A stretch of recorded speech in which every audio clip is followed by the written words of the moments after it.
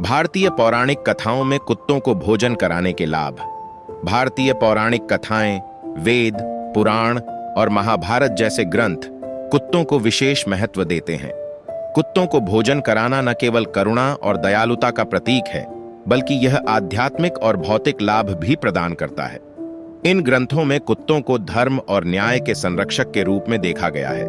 आइए विस्तार से समझते हैं कि कुत्तों को भोजन कराना भारतीय संस्कृति और आध्यात्म में क्यों महत्वपूर्ण है। 8. यमराज के साथी और सुरक्षा का प्रतीक। कुत्तों को यमराज का साथी माना गया है। गरुड़ पुराण के अनुसार काले कुत्ते यमराज के दूत होते हैं। यदि आप उन्हें भोजन कराते हैं तो यह यमराज को प्रसन्न करने और अपने पापों को कम करने का एक माध्यम बन सकता है। ऐसा कहा जाता है कि कुत्तों को भोजन कराने से आपके जीवन में आने वाली बाधाएं कम हो जाती हैं और आपकी रक्षा होती है। 2. धार्मिक कर्मों में योगदान। सनातन धर्म में पंचभूतों पृथ्वी, जल, अग्नि, वायु और आकाश का विशेष महत्व है। कुत्ते को भोजन कराना इन पंचभूतों को सम्मानित करने का प्रतीक है। यह एक प्रकार से जीवों के प्रति करुणा और सभी प्राणियों के साथ सामंजस्य स्थापित करने का तरीका है। 3. शनि दोष का निवारण।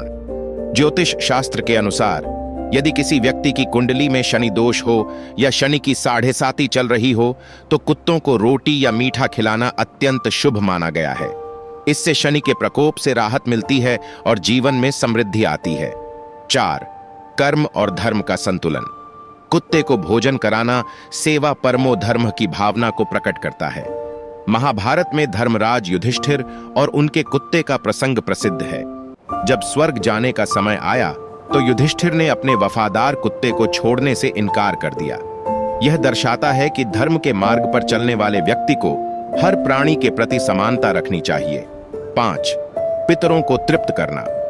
गरुड़ पुराण और श्राद्ध कर्म में बताया गया है कि श्राद्ध के समय कुत्तों को भोजन कराने से पितरों की आत्मा तृप्त होती है। यह एक महत्वपूर्ण धार्मिक कर्तव्य माना जाता है, जिससे परिवार में शांति और समृद्धि आती है।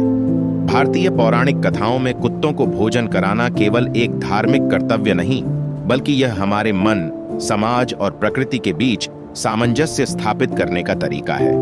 यह कर्म न केवल आध्यात्मिक उन्नति का मार्ग है, बल्कि यह हमें करुणा, सहानुभूति और धर्म के मार्ग पर चलने की प्रेरणा देता है। इसलिए आइए हम इस परंपरा को अपनाएं और अपनी सांस्कृतिक धरोहर को जीवंत बनाए रखें। ऐसे ही और लाइफ चेंजिंग कहानियों के लिए हमारे चैनल को अभी सब्सक्राइब कर लो।